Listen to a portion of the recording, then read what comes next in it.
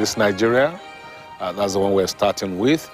It leads with the story that says CBN's big axe chops off boards of Titan, Union, Keystone, Polaris banks.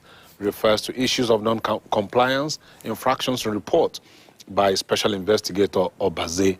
That's on page 4 of the newspaper.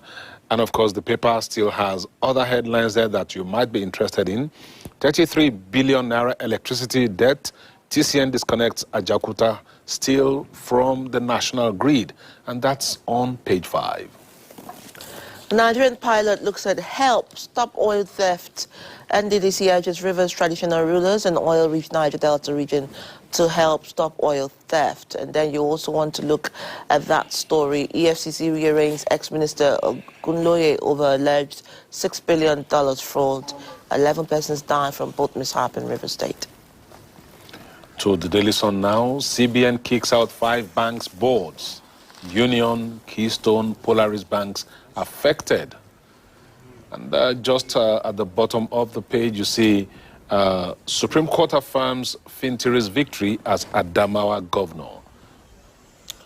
The Daily Times, Emefiele, CBN sacks MDs, boards of 4 banks as Tinubu wills the big stick. Union, Titan, Keystone, Polaris banks affected, and that's it. You also have Nimeta shows Nigerians of quality, reliable weather forecast on page 2. Talking about the weather, the picture story on the People's Daily is... I'm sorry I'm laughing. An entire opposite. Because Orile Igomu bus stop in Lagos on Wednesday was flooded. And you can see from that picture story there, it's really not funny when you have to go through all of this, especially for those who live in the city of Lagos. Bad roads. Yes.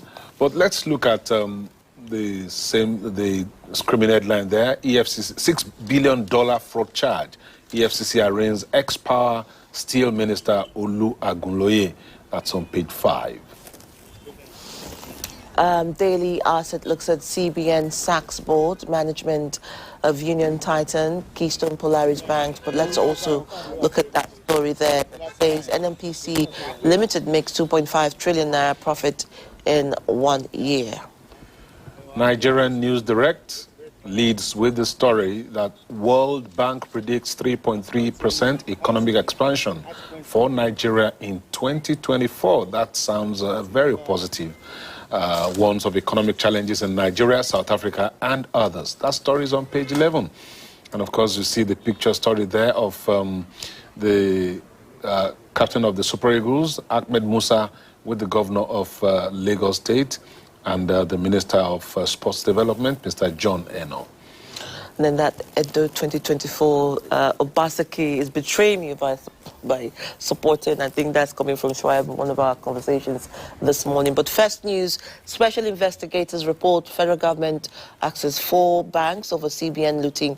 But real reasons better to fell out with Halima Shehu. Sources, and I will support Tinubu without apologies, says articles X-Aid. Voila. Let's go to the Nigerian Tribune. CBN sacks boards of Union, Keystone, Polaris banks on page 6. And going just below the story, the picture story there, EFCC to grill Edu Sadia Alima daily until, well, we're not told the deadline.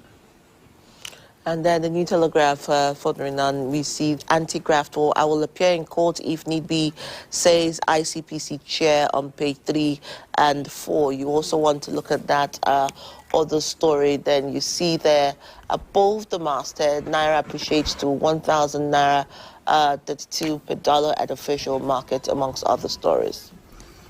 This day newspapers also leads with the story of the sack of the boards and managements of some of the banks this morning.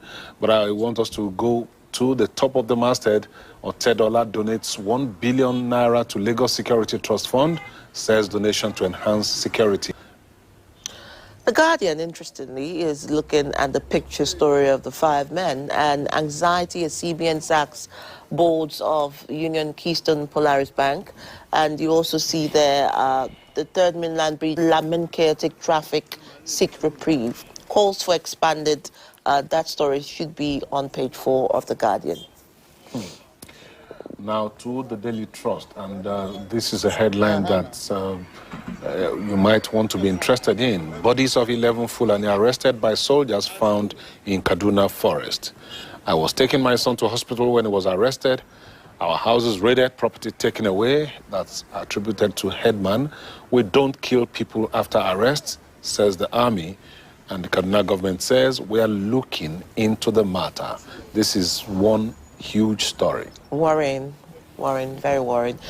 Blueprint 2023 stewardship, customs rakes in 3.206 trillion revenue, seizes 16 billion naira worth of items, targets 5.079 trillion to sustain anti-smuggling campaign. No sacred cow in Tinubu's anti-corruption fight, ICPC chair. Business Day. Biggest banks dominate trillion naira club as talks soar. Business Day, interestingly, talks the CBN dissolving the boards and managements of some banks in one corner, just at the bottom of the paper. But look at that one right beside that headline right beside the major headline there. Schools pause fee hikes as cost of living crisis worsens.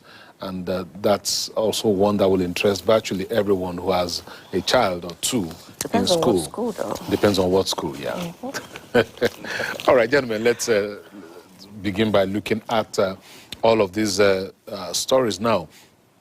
You might, I think we should start from the CBN taking action on the banks. Simon.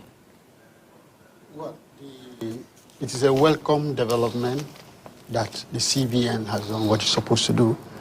Because when you also read the undercurrents behind what happened during the Emefiele years as the CBN governor, you understand there was certain unhealthy development that took place.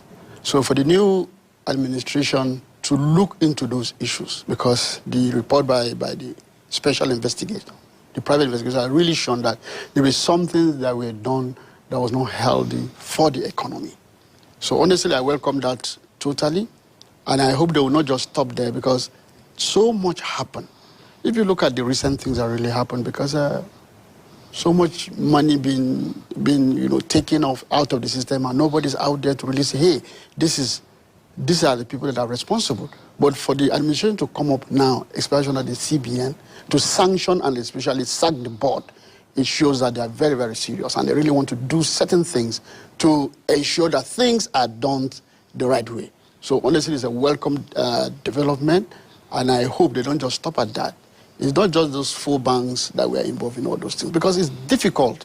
When you talk of corruption, corruption cannot just be done without the collaboration and cooperation of these banks. So they are very, very key and critical. And by what the CBN has done, it has sent a clear signal that it will no longer tolerate under-the-table dealings that give certain people an advantage to ferret public funds out of the system. So I welcome that very much. All right, Chus, but how do you look at that? I mean, there have been some financial, perhaps experts who say it would probably give the banking sector a little bit of a hard time in the first phase of this new adoption. No, I think Punch went ahead to further to report that a new management have been appointed for the affected banks, Polaris, Keystone, and Union Banks. And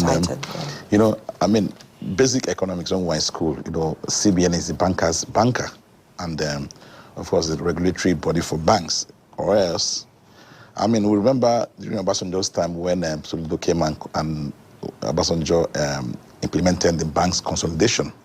Before that time, we know that it was crazy in banks. People, family members, floated banks. Depositors put money there. Before you knew it, they led very flamboyant lifestyles, and the banks went under, and nobody was held accountable until I think it came to 25 billion. Yes. And even before this latest round of crisis, there's talks to. I think the new CBN governor has hinted about possible checking up of capital bases of banks. And it's going to, if actions have consequences, and if people, there's no way in the world where people behave as they wish, and that was what happened during MFLA's reign. So, we had come here to criticize MFLA's continued detention, but we see that, each day, more solid details of how he ran the CBN. And we have to talk about building institutions, not building our nation around individuals. That's why people because you have the CBN, you also have deputy CBN governors. If we saw what a retired Justice of the Supreme Court said about the powers of the CGN, is that same way the CBN governor has powers? I mean, these are all issues we have to probe, because you see all over the world it's about pain versus gain. If people know that they can easily commit crimes and maybe they will not only be undetected, but they will also go home to enjoy their loot, it's going to happen. We've seen solid details of how someone like Lemo was a former CBN deputy governor. Did they use insider information to acquire these banks? These are some of the questions that I have to ask, because I also read about the pushbacks from, I think, after Obaze released his report. People like Lemo, they faulted. They said no, that they took loans to buy these banks. But I know for sure that the investigator will not just wake up and lie against these banks. And, even at the time Titan Trust Bank bought Union Bank, acquired Union Bank, some of us, I'm not a banker, but, we're surprised. It's like a lizard swallowing a crocodile. They look same, but, you imagine a lizard, swallowing a crocodile. So it's good. And we also saw the story about Oluwagunloye. It shows, also the ICPC chairman, who is a senior advocate of Nigeria, saying if need be, he wouldn't mind, appearing in court. And I think I've come to see that there's this healthy rivalry between the ICPC and the EFCC, because apparently the ICPC have seen that the FCC is in the words of the IG, roaring like a tiger, and nobody wants to be left behind. That's the truth. And these are things that help a nation grow stronger and stronger. So very, very good.